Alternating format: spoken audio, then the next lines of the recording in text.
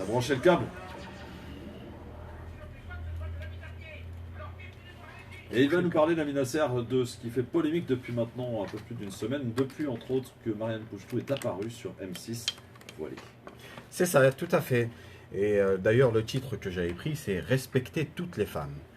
Après l'affaire Manel, il y a quelques mois sur TF1, et bien évidemment, il y en a eu plusieurs autres bien avant, le cas de Marianne Pouchtou, étudiante responsable locale de son syndicat, déchaîne les passions.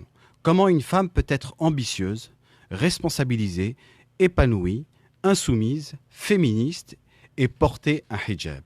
Cela dépasse l'entendement pour beaucoup de gens, y compris pour des responsables politiques et des ministres.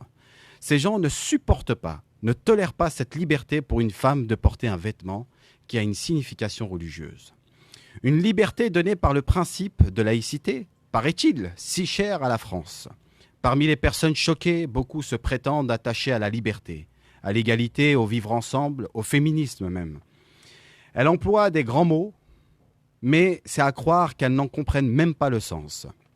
En la matière, le pompon est décroché par le ministre de l'Intérieur qui va jusqu'à lier le port du hijab par des jeunes Françaises à une supposée attirance de certains pour Daesh. C'est une honte absolue. Faut-il rappeler à ce brillant ministre que l'apologie du terrorisme est interdite et sanctionnée par la loi en France ? Une telle accusation, un tel amalgame est d'une extrême gravité, d'une extrême irresponsabilité surtout.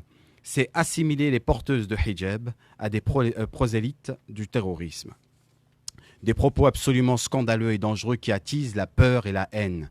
Ce ministre devrait être débarqué sur le champ, mais il n'en est rien. Alors, je dis à tous les politiciens et à tous les beaux parleurs qui se targuent de défendre les femmes, foutez-leur enfin la paix. Ils n'ont pas besoin de gens comme vous. Et je terminerai, Christophe, en disant bravo à quelques responsables, comme d'ailleurs la présidente nationale du syndicat de l'UNEF, Lila Lebas, qui a défendu la liberté et qui a défendu bien évidemment la responsabilité assumée de Marianne Pouchtou. Voilà, Christophe, mon avis tranché. Merci Nasser Lajili sur cette